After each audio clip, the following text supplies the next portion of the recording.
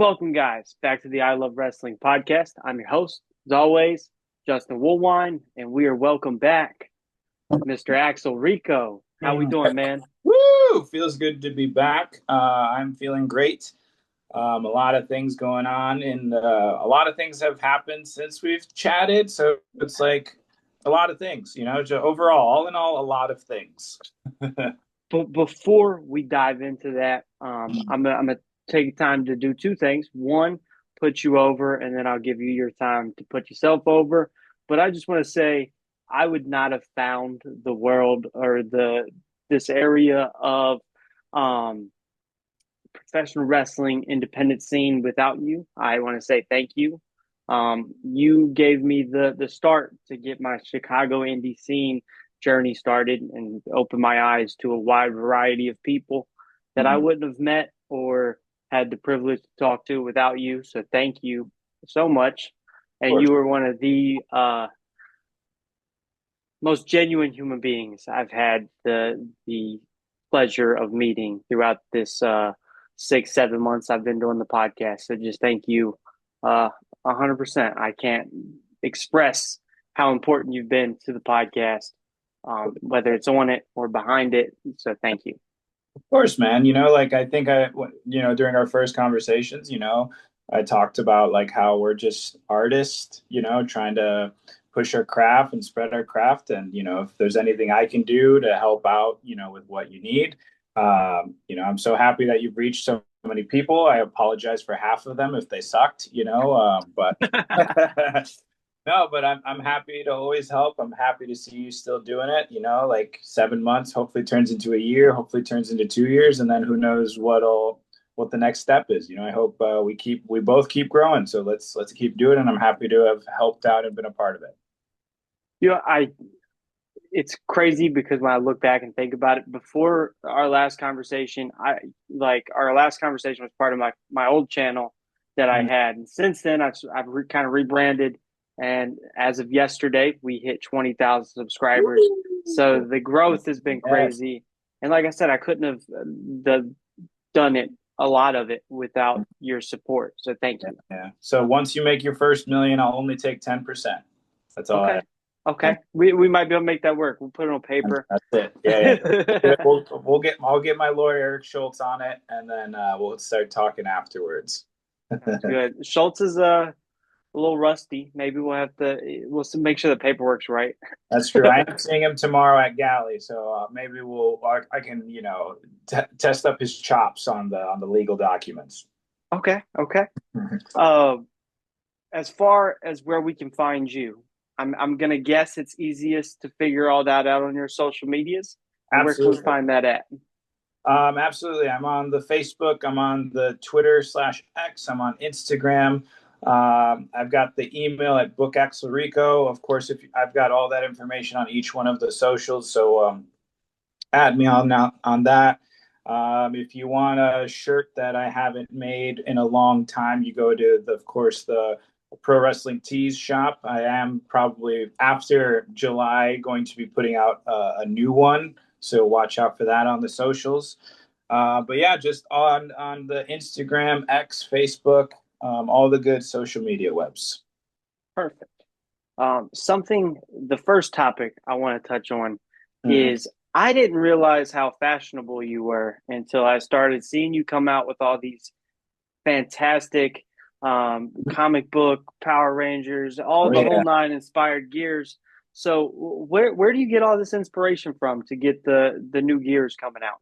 Well, I'll do some backstory of course behind it. So COVID kind of I went through the wrestling through the COVID. We kind of touched up on that and how it kind of opened up my eyes to it. But at the time, I was working with this person named Lucha Lady, and she does a lot of stuff for AEW and even does a couple of the gears for the ladies at WWE now. And she was just like starting off, just kind of chilling in her basement, making things with the sewing thing. And then she started getting more popular because we were doing shows with like Sky Blue. She started doing Sky's wardrobe, and then she started getting super busy. And then I was like, whoa, I need gear, like what the heck. And it was a lot of, especially during that time, to say that was like 5 years ago is still kind of crazy to me because, when you think of COVID, I thought it was like, it feels like it was 10 years ago. Yeah, a lifetime ago. So I was kind of like, looking for gear makers because at the time I was kind of listening to a lot of people. It's like, oh, you should get a gear with a Puerto Rican flag on it. Oh, you should get a black gear but with a Puerto Rican flag on it. I'm like, okay, yes, but that's not like that is who I am. Like that's my culture, that's my whatever. But it's not like me, if that makes sense. Yeah. So when I started getting connected more with Galley and training, with them, they had a gear maker, or a couple gear makers, but I went through one who did a lot of the gears for like CMLL and a lot of like luchadors in Mexico. And I gave a couple ideas, and the stuff that he came back, even though he was like, I don't know what Power Rangers is, I don't know what this is. It was coming back like awesome. So I was like, let's do this, let's make me into a Green Ranger, let's do this, and it's been coming out super awesome and super perfect, exactly what I want. And at the end of the day too, like I'm a nerd. Like I'll even like right here, like boom, Mighty Morphin Power Rangers, right? Like it's a lot of wrestlers collect the figures of their favorite WWE guy, whatever. And then if I turn this camera around, it's Power Rangers. It's comic book. It's right here. I'll show another one. It's the Batman who laughs. I Like love it. it's so. I was thinking to myself, what shows me more than the things that I like? So why not look super evil, super maniacal, super cool, super awesome, and feel comfortable doing it and stand out? So I love the way I look. I love the gear I have, and I love mixing and maxing, and making it really cool. But yeah, I love the stuff. It's just me. It's just nerdy me, and found a guy who can do a lot of stuff. Does the gear reflect the arc of the character? It really depends. I know a lot of the times if like, especially at Galley, when I became the champ, I was wanting to look for a more, you know, I wanted to test things out, be more of like an evil, guy. I'm trying different things there. So I thought that type of character with the jacket, all black. I've never really done all black, without, some sort of highlight on it. So that was like one of my first gears. I was just all black, and it kind of the second I put it on, I felt different.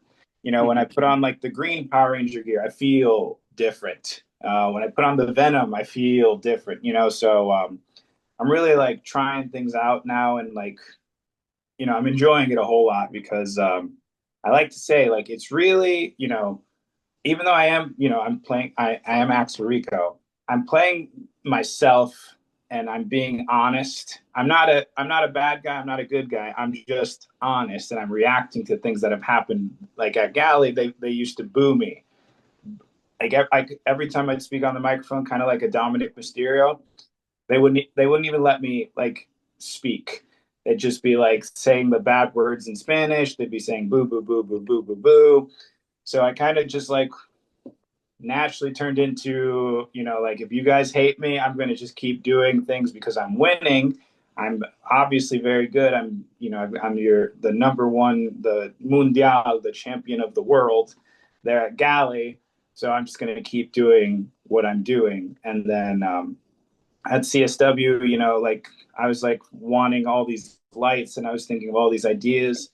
So I just think of those badass, like, when those Power Rangers would like destroy the person, all of a sudden there'd be like pyrotechnics going off in the back. So I'm like, that sounds like a cool entrance. I've got like this cool mask and the cool, and it just kind of, the second all that hits and everyone reacts, I feel like I'm just with, like the most supportive people in the world, and everything I do is right. Everything I do is right. So, it's just me on a completely different spectrum. So the same character. Okay. Do you got any hint for us as to what could be next for you gear wise? I've got a couple things in the bank. I even have something that I've had for a while, but I'm waiting for the right show to put it out. It's right now. It's in my like my I say my bank, but it's just my closet. Uh, but there are a couple things that I've because I don't know if you know this, Mexico and the United States are far apart, and I don't know if you knew that. To I know, say the least. yeah, and the guy has like a laundry list of people, so I've sent a few ideas, and I hope that they come back. But they are, they're still me. They're going to be nerdy, but in the same style of something that you wouldn't expect, but that's also like wrestling, and I'm going to be able to move in it very well, and it's going to probably a color I haven't worn before ever. So I'm very excited about that. Okay. Yeah. Last gear related question, and Okay. then we'll get on to wrestling. All But right. what's your favorite so far? What's the one that's just stuck closest to your heart? I think, well, so I'm working with this guy named Vince. He made my newest Green Ranger mask that goes completely over the head and it has like the dragon on it and everything. So I've been really enjoying re-wearing those gears, but with this guy's new touch up on the masks and all that. But I think 10 out of 10 right now, my favorite one is the Batman Who Laughs, Okay. because it came with that huge jacket with the spikes all over it. I thought it's got those black armbands that just, I don't know, I just feel like a badass wearing it. One of our camera people named I am Revolver. He does a lot of the CSW freelance like highlight videos that are super well done. He was like, dude, we gotta make something. And then he made that like badass trailer of myself with the Galley Championship. And I just feel so cool just wearing that epic jacket and with the like, the fake smile with the mask that has the spikes all around it. I just feel like a badass. And I'm noticing that fans are like, man, I want to hate you, but you look so good right now. And that's exactly what I'm going for. So, What I'm that. what was it like filming a trailer or a vignette like that? Because it was very cinematic and looked Yes. super professional. Yeah, so that one was a lot of fun. A funny story about that, like I had to be like completely in it because we were in like a public park. So I had to get into the whole get up. I did a little bit of the face paint because of, just wanting to look pop on the camera and stuff. And I passed by my landlord, like running to the car, and she just like gave me the like a double take, like what the heck? And I thought it was really funny. It's like, dude, drive, like, but it was really cool. It's one of those things where you're like thinking, oh, okay, I'm just kind of walking, I'm kind of doing all these things. It's really him. I'm putting him over big time because he won't say it himself, but his name's Arnley. I am Revolver is like one of the best cinematographer editor guys that puts things together, and I put out like this idea of what I had for it, and he came up and knocked it out of the park. So I want to put that over, and it was a whole lot of fun. It felt like we maybe put 45 minutes together, and we put together that 2 minute clip that looks so epic and so great. So I appreciate him, but I just gave him an idea. He was the artist. I was just there as the model. Okay. I Yeah, mean, it is absolutely badass. I mean, it yeah, looks like you're about to watch the beginning of some crazy Batman movie, and you're correct. the villain. Oh yeah. Hmm. Uh, something when we first met, it was around November last year. Yep. So it's crazy to think that, but November last year, Yeah. you were about to take on the Brothers of Funstruction Yeah. alongside Doom. Uh-huh. What's it like being in a matchup against the characters of the Brothers of Construction? It I think since that summer, so like from about June till November, myself, like with other people, I had wrestled them at least 4 times. I think I want to say that might be pushing it, might be closer to like three, but we did like 2 times at Galley, we did one at CSW with the Doomster, And then I think we did another one at a different show, and maybe I only wrestled Yabo or Rough. I don't remember, but I know like it was like every weekend we were like you again, and I love those guys so much. I can't really put together how to wrestle them because every time I've wrestled them or seen them, it's like they're like a fourth wall breaking Deadpool. You never know. Popcorn's going to be involved. A chicken's going to be involved, but never the same way as the match before. And the amount of times that rubber chicken has either destroyed my testicles or been whacked over the head or Yabo's tie has slapped me across my chest. Like I love them to death, but there's no way to like plan, a match like that because they're so wild and they can like Yabo can springboard. You know what I mean? Like you can never expect like there's no way to like expect what they can do. And they're big gentlemen. Have you like sat Yeah, I've like had stood like to them? a pretty at that show in Yeah. November. I forget the name of it. I'm terrible with names, but um, outside, me and my dad spent like 30 minutes talking to him after Yeah. the show, Yeah. Yeah. and his brother. Which I think the funny part about his brother was, he was kayfabing us. He was like, "No, he already left. Like he's not here. I'm his cousin." And me and my dad just went with the okay, but no, Yabo's great. Yabo's No, absolutely hilarious. they're both like 6 foot something, really funny guys. I could wrestle them and would want to wrestle them any day of the week. But every single time I either like you walk away being like, I either have to take a shower with all the popcorn and makeup on me, or I got my ass beat. So I remember that one. I think it ended with them pretty much blowing us up with like a train horn that Hmm. destroyed our eardrums. So those are one of my favorite types of matches ever. I love wrestling them. I even pitched that I could be Rico the Clown one day. So Okay. I hope if they're watching this, no, I haven't forgotten. And I know right now they're touring with the Juggalo Wrestling Championship Wrestling or whatever it's called. So nothing but nothing but love to those two, and they're awesome. And I remember that match being absolutely ridiculous and so much fun. You know, is it difficult to go into a match like that, being so unpredictable and having all the props and things like that?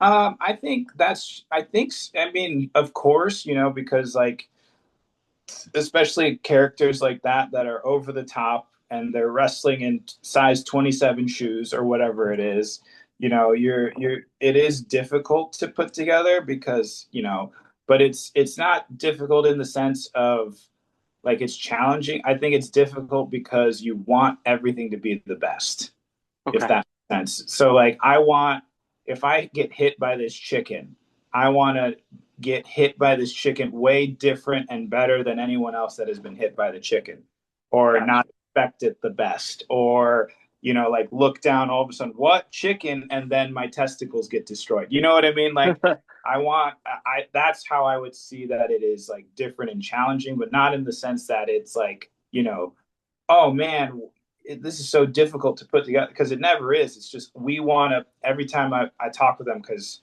just like myself and every time I've talked with them, they're just like me in the sense that they want this to be awesome. They want this to be the best and they want it to be different. Like I remember hearing them because, sometimes they just kind of like they talk to themselves. They're like, how should we do this? How should we popcorn this part? Like they like are perfectionists and they want it to be the best. And it's like, all right, oh no, one of them's holding my arms. I'm probably going to get hit by a tie, chicken, or popcorn, but we'll find out today. And, but I want it to be, I always want to, for whoever I'm wrestling, whatever the deal is, whatever your move is, if I'm taking it like no other person. Okay, okay. Do you prefer the more uh traditional, maybe technical side of wrestling, or the more comedic, fun, entertaining sides of wrestling? I don't know. Okay. um, there are times like when I remember watching it like religiously, like as a true fan, not thinking I could ever do it one day. Just like every Friday and Monday I watch whatever the wrestling is. And I would watch, it was Attitude Era, like Kurt Angle. Like I would watch Kurt Angle versus Shawn Michaels or whoever he was wrestling, be like, that was awesome. But then a couple years later, I would find myself loving, like the Shield or whatever, and then Santino would come on. I'd be like, this is awesome. Like I'd be entertained by both things. And then, like I forever tell like my first match I ever really saw that got me into wrestling was Rey Mysterio versus Eddie Guerrero.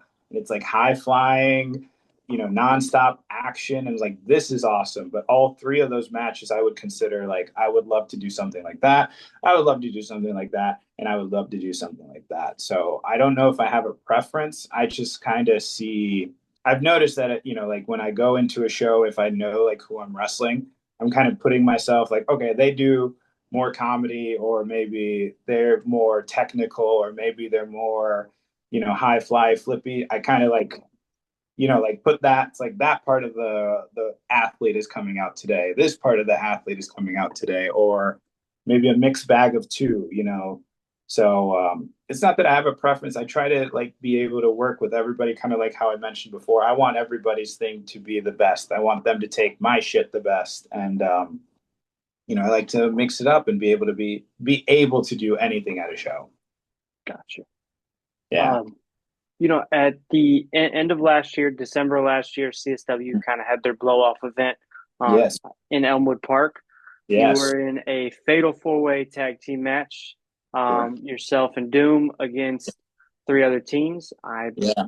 terrible with names, so we're going to skip Yeah. over with who was in that match. Yep. But I can tell you. I can tell you. It was okay, bet. Yabo Raffo. It was Cypher and Adam Stallion, and then it was Sierra and Joey Avalon. Okay, I was going to say that if you want Yep. me to be honest, but I didn't want to mess the name up. To I got you. maintain my integrity as a podcaster, I didn't want to mess the Yes. name up. Of course. Of course. But it seemed like you and Doom were destined to win that match, destined to become tag team champions. Sure. And on that night, you guys fell a little bit short, but Yeah. there was definitely some tension. It seemed like in the air. Are we Yeah. sensing that right? Yeah. I mean, it's been a while since December, and myself and Drew Montgomery, like, I love that guy so much, and I think we had a lot of chemistry, to the point where I like pretty much, there's many vignettes of us training together where he's just teaching me his ways, and I used to we did a thing where we literally looked the exact same. And if you can think about, if anybody here knows what Doom Montgomery even looks like, that's a lot. I would recommend just looking him up and just seeing the psychopath that he really is. But eventually, like, we had our chances, you know what I mean? Like we gave it our best, and sometimes, it didn't work out, especially on that show. Joey decided to relive our rivalry of years ago, and this happened, and me and Doom sat down. We're like, what are you trying to do? What are you trying to do? And then at the last big show before we had our little midsummer break here, we had that 40-man rumble, and I was number one. Doom was in the middle, I think at number 13 or something like that. Of course, he'd be 13, and he ended up getting out, and I ended up winning. And we shook hands before that. We said, let the best man win. Kill it no matter what. And when I won it, he came up to me afterwards. He's like, "Hey, man, go kill it, killer." And he always says that. He always tells me to, if opportunities knock, if it's together, let's do it. If it's individual, we're going to cheer each other on. So right now, pretty much in 2 weeks, I got my choice, and I have to call out some champion at CSW between Marche, Rocket, and Hans. So I think that we're gonna rock that. But I know at CSW we're brothers, so like that tag team was a good fit. I wish we won the belts. Maybe somewhere down the line we can run it again. But right now he's got his thing. He's trying to. I've overheard some of the things he's been wanting to do, and he wants a death match at CSW. So prep for that. I Okay. don't know against who or who's going to sign up for that, but I know I'm going to challenge somebody. I got a couple of weeks to decide who I want to go against, and he's doing his thing, and so we're still, we're still like this no matter what. Okay. So I'm guessing that the team or the tandem is not over yet. No, I wouldn't say so. I think if there was a situation where somebody was, a tag team was picking on me and I needed a friend, I know Doom or vice versa, he would call me and we'd be ready to roll. Gotcha. Okay. Uh, Some may feel that Axel Rico is the heart and soul of Chicago style wrestling. sure. Um, how did it feel to watch Marche and Steve Boz turn on the crowd? um, that I kind of found it funny Okay. because I've been a fan of Marche since I met him. Because anyone he wrestles, anything you put in front of him, he will, you end up cheering for him or you end up looking at Marche, if that makes sense. Like he's a standout. I find him very talented. He's really good at what he does. He gives great advice. And then to finally see kind of like, man, try to be that good guy. I've had those moments too where it's like, like, oh man, I'm tired of this. You know what I mean? Like, Yes. oh man, if I could just punch my boss in the face right now and get away with it, I would love. Totally. You know what I mean? Like, if I had the chance and I knew I could get away with it, like I saw that in his face week after week after week. Even I think that earlier that year, like I beat him. It was like, and he was upset with that, but he still gave me a fist bump and a like, proud of you moment. But I've been kind of noticing throughout those like weeks and months leading to that big show that like those gears were kind of grinding, and then when he hit it, I think he like gave a cutter to Miss a Kate like out of the Yes. blue. I was like, whoa. And I was like, it was kind of like that moment of like, okay, I kind of saw it coming. That like being in the back and seeing him come back after a loss to this person or a loss to this person, I could kind of see those gears were grinding for a while. So my other thing is why I laughed is because why was Steve Boz, man? Like, come on, Marche, you can be Out of everybody you out picked of with Boz. everybody else, but I also, I think Boz was probably going through like the same thing. He was going through the same circuit of this, I've been doing this and tired of it. Sometimes you got to say, hey, screw you. And I get it. I get it. I don't think at CSW I would because those fans are very good to me. And, the only hurdles I've had are against myself. But, Marche and Boz went through the differences. And right now, Marche's our top guy. He's the heavyweight champion. And for some reason, Steve Boz and Russ Hamilton, your fellow guy that has interviewed with you, are the tag team champions at CSW. So they did something right, Yeah. like they're doing something right, and not a lot of people like it, and I think they love that about that. So I found it very funny, comical, but it's one of those things of like, do I like it? No, but are they successful with it right now? Obviously. Would I try to, that's another thing. Another person very much on the likes of like podcasting, was asking me, is like, are you going to challenge Marche? It's like, I got to consider that, but then I also have to consider who's with him now, Steve Boz and big old Bruss. And let's just say all three of those men probably make seven of me. So a thing I got to consider. And they're all evil dudes right now. So I'm happy for their success, but I'm coming very close to the reality that I might have to dance with a couple devils in the moonlight. Yep. Yep. Yeah. Yep. I think something that think maybe a lot of people aren't paying attention to Mm-hmm. when it comes to like the made men Sure. is we did have the return to TJ Steele. And we Yeah. haven't seen TJ since his return. That's the thing. Yeah. He's you got to think, is he looming in the background, You, he waiting?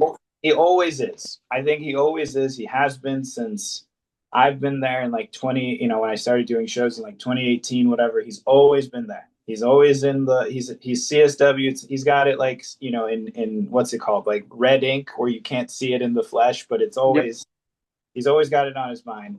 And who knows what kind of outfit he'll pop up in all of a sudden, and now he's a made man. So always having that in the back of your brain when it comes to Chicago style wrestling. Anything that Boz does, TJ is always there, like over here. Like he just, Right off screen, right waiting. off, right off screen, right off screen. Um, you touched on it earlier. You was in the Shy Style Rumble. You entered from number one. Yeah, Um, much like somebody who you take a lot of inspiration from, Rey Mysterio, you won from that number one spot. How did it really. feel? How did it feel to outlast all them other competitors? It was challenging. It was not easy. Somebody told me like hours after the show, because it took a while to kind of like relax and calm down, that myself and FXB were in there for over 40 minutes. So it was, I don't know I think it might be the longest I've ever been in a ring before. So that took a physical toll on me. It was very difficult and challenging. But I'm very happy that I overcame it. There were a lot of times where I felt like, whoa, like Solomon Tupu, he, just jumps up in the air and I'm all of a sudden on the ground, and at any moment, like four people could just pick me up and try to throw me over, like there was a lot of good, talented, a lot of good, talented wrestlers in that ring. And the fact that it came down to the guys that first started, it says something about just the roster, like that it is very hard and very good stuff. Like Jack Valer rocked me, and that like seeing him take Kind of a out a whole. showcase for him, for Yeah, sure. I was very happy with that. Of course, not when he like kicked me and punched me and chopped me, whatever. Um, but it was a lot of fun to be in there with so many people to share the same ring and try to throw out. But I was very happy and very emotional because 2025 has kind of been up and down for me at CSW, and I think this is a good reset and have like finally like a general direction.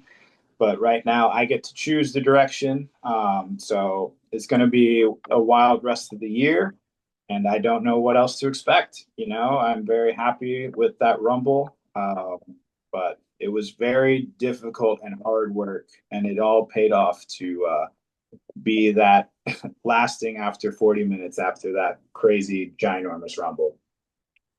You started with FXB, which you Yep. mentioned, and you ended with FXB. And Yeah. it seems like you can't get away from him. I mean, even coming up to the next show, it's yourself and Erez against Yeah. FXB and Hans. Yep. Like, how are you going to get FXB off your back? I don't know. I don't think anybody has, like the fact that he seems to be like a little leech. Not in the sense of, physically little, because he's an imposing individual. Yes. And he is some of the stuff he can do is like nothing you would expect from a big guy and a crazy guy like that. But I see it as just, that's the job. Like if I have to wrestle this person, I understand, that's my assignment. I'm a professional, but I think personally with that, I'm a big friend. I've been a big fan and friend of Ades. So every time he's in town, I tell him like, hey, come to CSW, come to Galley, come to all these shows. And I don't think FXB is done with me. I think, you would assume when you have a one-on-one and you win, and then when you have that second match, and I win again, which would be that over the top Rumble, you would assume like the beef is squashed, right? Of course. But it seems like he was trying to stick his nose again, and he's probably upset that he thought maybe he deserved the win at the Rumble, but I can't help with what's happened in the past. His feet landed while my feet stayed in, and if I got to teach him a lesson, why not do it with one of my favorite friends who's like making a name for himself since I think 2014, and a wonderful character and a crazy, strange style SOB as Mr. Hades. He's spectacular. He's a badass. He's a It, badass. I think the first time I actually saw him in person was at CSW when he took on Gringo Loco, Hell and yeah. my brother was there, and well, my stepbrother was there, and he's not the biggest fan of wrestling, Sure.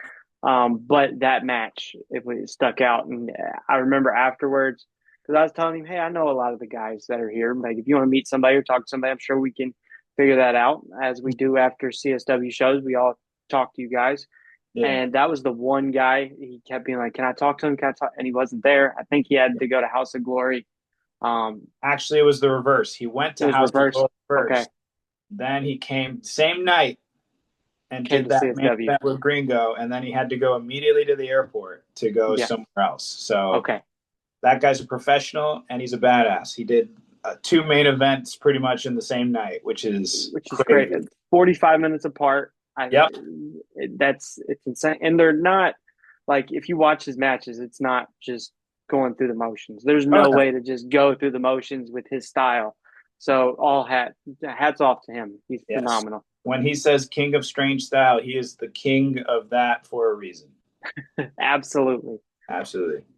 Uh, you know, the the youth on the roster of CSW is amazing. Guys like Quintero, who's only been doing this for a couple years now, are just blowing it out of the water. Yeah. What did you think about his cage match against Iniestra at the last CSW show? Well, I think that feud has it showed that's like I call that the work rate. Like that's I think a prime example of the level that Chicago style wrestling is throwing.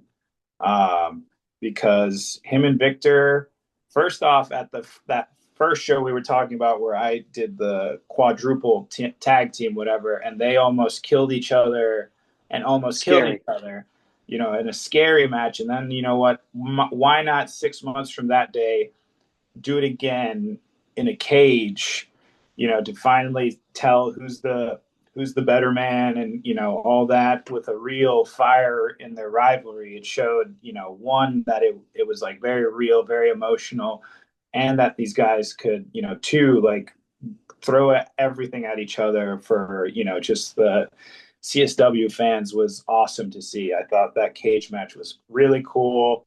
I was watching that by the merch stand, just pretty much ignoring the world and just watching it. I thought they were going to kill each other again, but maybe for real. And yeah, it's just another example of why like those guys deserve they deserve whatever spot they're at Chicago style wrestling and everywhere that they go. Especially Quintero, he's got a fire under his ass right now.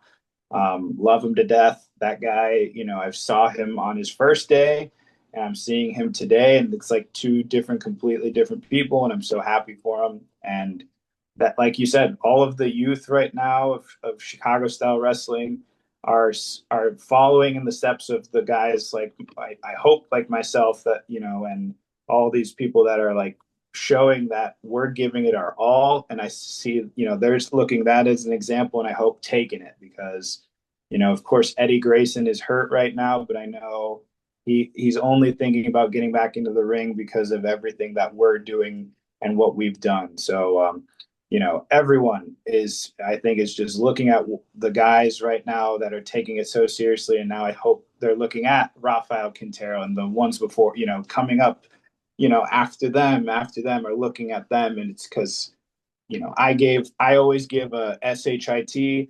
I hope they can see that and then continue, be like, that's what we have to put out to be at any spot at Chicago style wrestling. And I hope anybody that sees it as a fan or a wrestler sees that everyone here is taking it and giving it their all. Okay.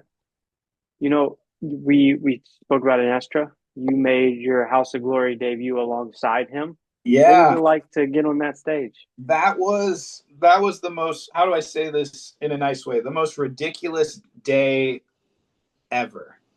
Okay. Um, because I had no plans that day. I originally was in the area anyway. I was hanging out with, of course, my fiance and former wrestler Jack Moody from CSW, and I get a call around 5:30, 6 p.m.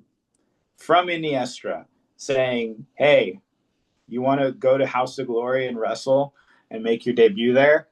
And I thought he was kidding me, like joking around, like ribbing me. And he goes like, "No, their show starts in about 45 minutes. Can you come with me? Like, I'm on my way he's from like close to the border, or like, closer to Iowa or something like that. He's like, I'm on my way and I'm going to be late. Like, do you want to go?" I'm like, I am quite literally half a mile from the venue. Thank goodness I had my gear in my car. So I like apologized to my fiance and my friend who were hanging out. I was like, I'll be back. And we got to wrestle the main event, which love those guys. Very talented tag team. Myself and Iniestra we've tagged before and we've wrestled, and we're both incredible singles, and we kind of pieced some stuff together and showed up, and I think we did a wonderful job. We are not obviously the House of Glory tag team champs, but I think it's because an established team, like the main event.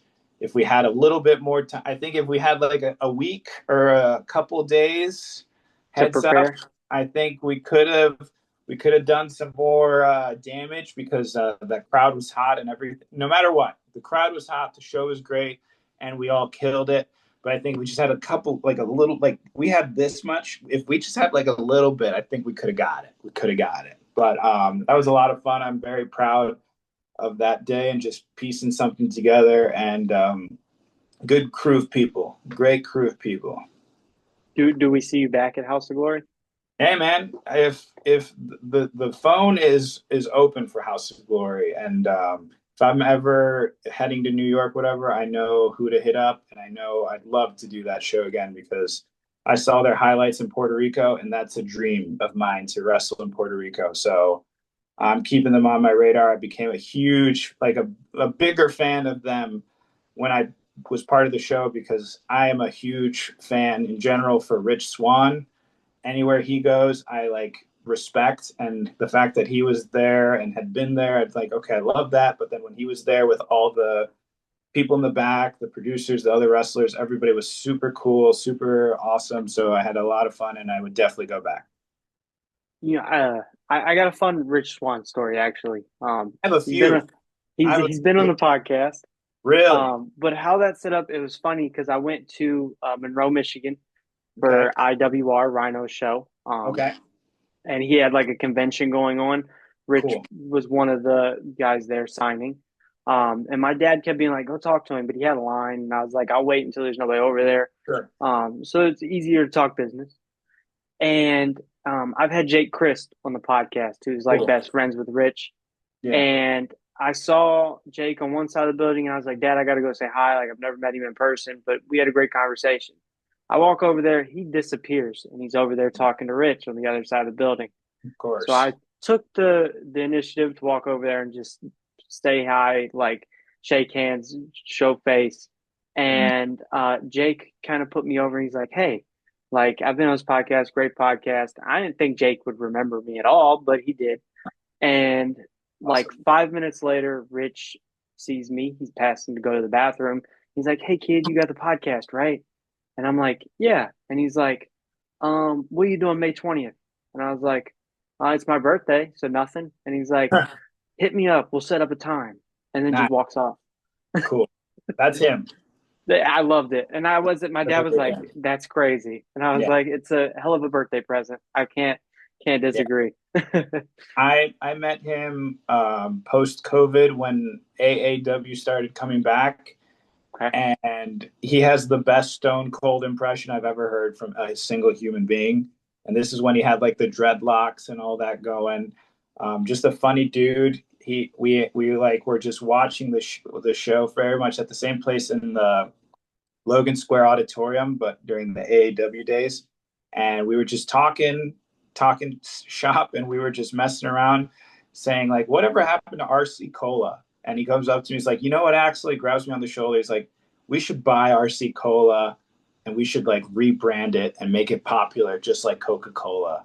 And every time I see him, he like looks at me. He's like, "RC Cola." So like, coolest guy in the world, so funny, and one of the most talented wrestlers I think I've ever seen, like in person or like video. I'll watch the Cruiserweight Classic just to see like all him at right there wrestling all those guys, and I will watch a match with Rich Swann any day of the week. I think the coolest thing about Rich is he's just so down to earth. Like you wouldn't be able to tell that. I mean, in theory, he's a larger than life individual because he Yeah, gets to do what you guys do, but he's just so down to earth that it's natural. Everything with Rich is a natural transaction. yeah, he's a badass too. Another badass. You know, going back to Iniestra, you Mm-hmm. guys made your House of Glory debut together. You've been on AEW together. It Yep. seems like you guys reached these milestones together. Do you think that's uh, by chance, or is it just two guys taking care of each other? Well, the thing is too. I've done. It's funny that you say that because I have thought of this, that like we've done a lot of things together. But the thing is, we're not like super close. Like when we wrestled the Bear Country at AEW, I knew like I told him, I was like, oh my God, like because we have like a group chat with all the CSW guys, and the news came out that they were sending a few of the Chicago people to the Orlando tapings when they were still doing that for Dark, and everyone's like, oh, congratulations, and he's like, oh, I'm going there too, and that's all we knew. That's all we knew. And then when we got there, they're like, hey, it's you two against the Bear Country, and we're like, oh, I know him. We've wrestled each other. You know, we've wrestled each other. We've teamed a little bit here, but it's kind of been like we've done those things and just been put together. Like very much with that. Like he called me because he knew I think I was close by and like we had some history together. So, and then like at AAW, sometimes we're like, oh, I'm gonna be at that show. Me too. And then we day of we see like Axel and Iniestra and this guy against these three people. Like it's just been a lot of like I know him and oh, cool, let's do it. Because that's just how we are. We're both professionals. We try to work with each other, and especially for that House of Glory, it's just like, hey, you still do this, right? He's like, yes, I do, because he came in late and we had to put something together. So it's like, why don't you do that, and then I'll do that. And he's like, okay. So like one of those guys that I know him. I can like bounce some stuff off. We have a little bit of we got a little bit of Latin. We got some Latin culture in our blood moving, so we got that going for us, and we're easy to work with. So I think it's just been a lot of happy coincidences, and I'm happy for anybody's, you know, props and achievements, and the fact that I've done a lot of things with him. It's awesome. So, but a lot of like just makeshift teamwork, and it's really cool. Do you think there could ever have y'all like ever discussed there being more to that, or is it just been those spur of the moment kind of things? Yeah, I mean, now thinking about it, maybe there is an argument to say, like maybe I should have a conversation with him, like, hey, man, because of, every year it's been like you and me at like a very big opportunity or big thing, or, we're part of pretty much the same big show of this, that, maybe we talk about something, but it just hasn't happened yet. But I think we're very, I don't think we're as close as like the myself and Mr. Doom Montgomery, just because like he lives decently close to me and we're just a little bit closer. But I think there are chances for that talk to happen between myself and Iniestra. um, but I know at CSW, like I said, we're both doing our own thing right now. Like I think I don't know what's going to happen after his giant war with Rafa. I don't know what he wants to do next. I don't think I don't think tagging with me might be in his best interest, but I don't know. Um, but I think there is like enough evidence right there that we could maybe spark a little conversation based off our history. So It's good. I've been that's been on the mind. I'm happy that people and fans like yourself are noticing it because, hey, I don't know. I don't know. So if the fans see it, maybe. Maybe. Okay. We touched on Galley. Yeah. I've recently started talking to some great individuals that have had the privilege or currently wrestle for Galley. Yeah. I don't think we talked about it last time. How did you get your start with Galley? Sure. This is I started with them. I think it was like November. I know it was very cold, so it was like November, December, or maybe November. I'm trying to think of the year. It was either 2018 or 2019. Um, and just wanted to branch out. Um, Wanted to, go to different shows at that time. Very hungry, not really sure. Wanted more crowd work time, and being a guy from Puerto Rico, I knew Spanish, so I wanted to kind of expand my horizons. Then, of course, again, I'll say it again: the pandemic hit. Everything closes down because what's wrestling? It's just people in front of each other, face to face. You're this close to somebody else seated, so shows are over. No more of that. But of course, we were still training. We were still training at CSW, and then I started getting closer with the booker. His name's Carlos, and he does another training facility. He had a little swap mart in Melrose Park. And he was like, anybody that's part of the roster at Galley, can train for free. And that's when I started training with people like Gringo Loco. At the time when Mustafa Ali was still with WWE, he like did some like, just cranking out the rust because it's COVID, right? There's nowhere to go. So I did a couple things with him. Started working with the the luchadors right there with Galley.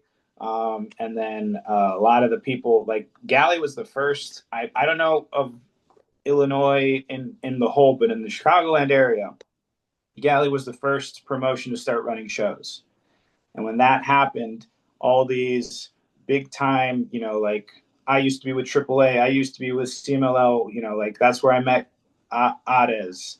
That's where I met Aramis, who goes by Hologram, Hologram and Adam, all these people started coming out and wanting to do shows, and like Psycho Clown right now, who was booked for this show, but and then I met Mr. Iguana, who's actually at this show I'm doing tomorrow.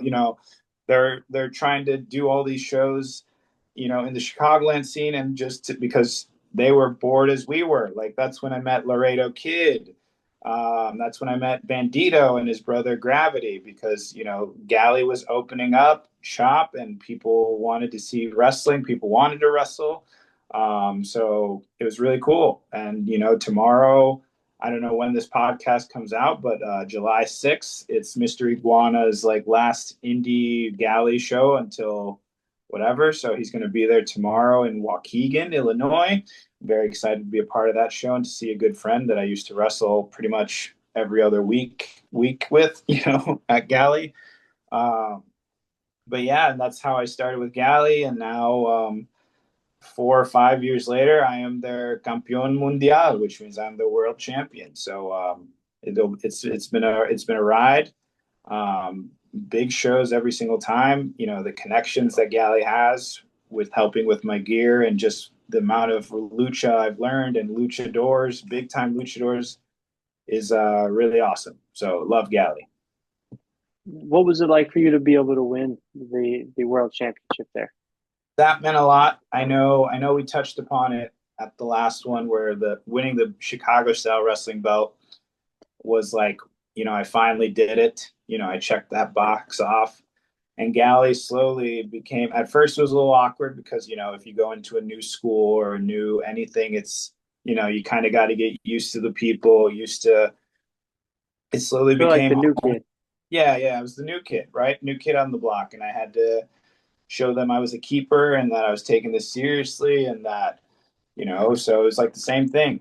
I saw myself, this is my CSW path. This is my Galley path. It felt like my stomping grounds. And When I won that one, I remember getting very emotional because like it showed like all that work I put in and all the ideas. And like Galley used to like run a show pretty much four, 3 shows a month. So it was like a whole lot of, you know, whole lot of shows, whole lot of work, and finally being able to, you know, put all that work and become their top guy was, it felt awesome, and it still is awesome. And I feel like I'm doing like my best in ring stuff right now at Galley, and storyline stuff, and really pushing crazy ideas and looking like a badass every single time in my beautiful, awesome, evil gear, of course. So I'm a huge fan of everything, and it really meant a whole lot winning that one. Something about Galley that's always interested me is the crowd and kind of the vibe of the atmosphere at Huh? the shows. Yeah, What's it like trying to adapt to that different kind of crowd? sure. Well, the fun thing about it is there we're kind of like how WWE has like the Attitude Era, the PG era, the Netflix era. You know how like there's like that kind of going. I think right now Galley is going through one of those because originally we had a home base. When I was telling you that we had like a show every single week, is because in Melrose Park they had a location where they had a training facility, and in the back like a full scale show with chairs. And that was like where you see a lot of those old clips of like Penta versus Ray Phoenix versus the local Chicago independent. Like that's where OG like galley shooters used to go, like DJZ, Mustafa Ali, like a lot of the former freelance trainers and all that used to like bump heads with like all these people. But that building for some reason told them you're done. So right now we haven't had like a home base. We've kind of been jumping between like Waukegan, this bar in Melrose Park that like is open to lucha libre. We've done a couple shows in this, so we're kind of in like an era where there's fans in the different locations that we go. Hmm. And it's like it's fun because like we're all taking it really seriously, trying to give them the best show every single time. But it's fun because they're, I don't know how to put this, but I feel like lucha, it's like hardcore lucha libre fans, they're a-holes, but like cool a-holes. You know what I mean? Like you always Yeah. have that one guy in your friend group or that one girl in your friend group who's like, man, they're a dick, but they're so cool. Like that's how they are. Like they wanna see you get chopped. They want to see the cool stuff. They want to tell you you can't wrestle and all that, but they're just speaking in Spanish. Or like a lot of the times, especially with the new faces, and every single time, they don't expect a very light skinned Puerto Rican guy who they assume is a white guy to like respond back to them in Spanish. So it'll be like, whoa. So there's a lot of like doing stuff that feels like fresh to a new audience, but also it's like a lot of them are really following us, and it's I can see that it's scaling. It's like here in Melrose Park, I kind of have the regulars that have been going since whatever, but then in Waukegan, I a lot of faces I've never seen before, and they're just kind of wanting to be fans, and new to everything. So it's kind of like a new little era going on for Galley right now. Yeah, and it seems like it even comes down to who is representing of the brand. I mean, when you look at the champions, a lot of them are younger or new faces or guys that have worked very hard to get there, like Yeah, Quintero. yeah. I think Septico and My Maiko yes. are the tag champs. Yeah. Hans as well. Yeah. Hans is a So discovery champ. Yeah, yeah, yeah. I mean, all new faces, all guys that have worked their way up through Galley. Yep. So it definitely seems like a new era and maybe a more youthful era to help it grow. Absolutely. I mean, it's one of those things where there is a lot of youth growing, and like you can see it. And then on top of that, like 6 months before he signed, Penta was at a show and he wrestled Ades. And Phoenix has been at a show and has done a signing. And then like you see these people like Psycho Clown that is trying to do his last indie dates, but it's like, oh man, I want to go to Galley. Like we just had Octagon Jr., who was just at the last show. It's awesome to see like the growth of it, and the people like those big stars that who knows where they're going to go next, are like, I need to go because that company is great, the crew is great, and the fans are pretty cool. So it's very cool to be part of something like that in a different form of lucha libre in wrestling. And they've done work with like CMLL. Yep.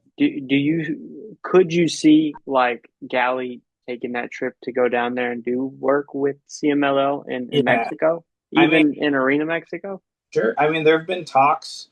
I know before the pandemic hit, when I had just started, they took Mason Conrad and a few of those guys, Marche Rocket, when he was working with Galley, took them. I know when the pandemic hit, that kind of stopped a little bit of but there have been talks. I think I was talking with Octagon Jr. afterwards, after the show, and he was like, "Wow, you guys, a lot of you guys get it. A lot of you guys, like, he was speaking in Spanish. He doesn't really know English, so he wrestled Mason, or not Mason, Joey Marks at Okay. that last show, and he was like, wow, he was very impressed, with him because he didn't speak Spanish. So it was like, how are we going to communicate? So we were kind of like doing the translating. And he was like, a lot of these matches were very good. A lot of these matches were very like, just good or talented. Or yeah, I'm trying to like translate in my head from Spanish to English, if that makes sense, but they kind of mean the same word. Um, and I know Carlos, has been working with. He had that CMLL show that he worked in Berwyn, and we do have like a lot of connections with like AAA and MLW. He even got that booking to get Quintero and Torero to go on Impact when they were in Chicago. So I think having people like Ades still coming around looking. I think they're we got. I'm treating every show at Galley now like scouts. Scouts are watching, so I think there might be something brewing. I hope, knock on wood, but I'd love to go down to Mexico. That's another one I need to check off. Okay. Um, you know, I think at the end of our last conversation, we kind of talked about goals. Sure. Yeah. Um, have your goals at all shifted now that we're 6 months into the year? Like, do you have your eyes set for what Axel Rico wants to be or wants to achieve by the end of the year? I think it's crazy to think, 6 months ago, I don't even think I'm the same person that I was 6 months ago. Agreed. Um, but that's the crazy thing about wrestling, because like one show can change like your aspect of everything. Like Mhm. a big loss can throw you back 3 months. A big win can move you up a month. You know what I mean? Like it's a lot of things have changed. I know for me personally, like goal wise, I know my biggest goal that I think I want to achieve and possibly could in this year is wrestle somewhere in Puerto Rico. That's still number one. I'm pretty sure that's like the only one from the last time we've talked that is still probably the same, if Okay. I remember correctly. Um, because it's crazy. I saw like a time hop thing that like a year ago at this day, I was doing backstage stuff with TNA, and working with MLW. So I feel very, you know, I feel like a lot of people tell me you've done a lot, and it takes me a while to kind of put together. Oh yeah, holy crap! I have. Obviously, I think the forever goal that's always in the back of my head is, a WWE, AEW, or whatever, a signed deal. I think that's always going to be on there.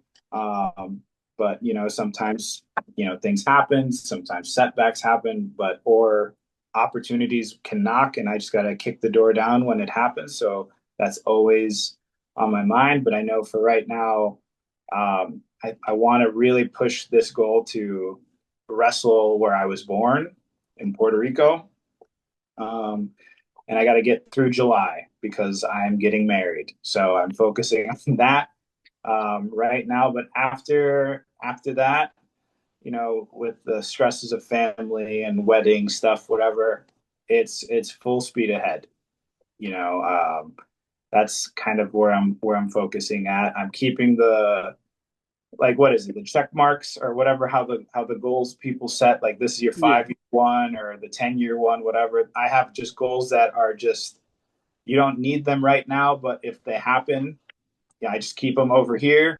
And then right here is like two or three that I want to just do. I think, I'm not a big belt guy now. Like I have to get all the belts. I get all the belts, because I remember this guy named Ricky Cruz. I think we talked about him Yep. last time. He's like, if you show 100% and you give it your all, whatever, the belts will come.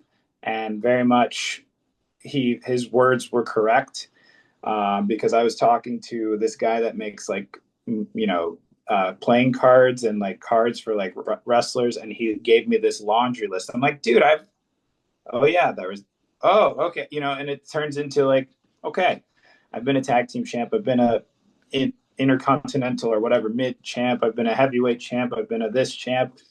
It's like it's nice to see that and prove. So it's like I've got that. Don't need that anymore. And of course, if more happen, I'm not going to say no. Like if I'm going to wear, I'm going to just rock it. And if you got to take it off me, good luck. Of course, that's part of the job. But the goal is just to keep getting better, showing who I am, being different, and just being Axel Rico. Axel, I want to thank you for another great conversation.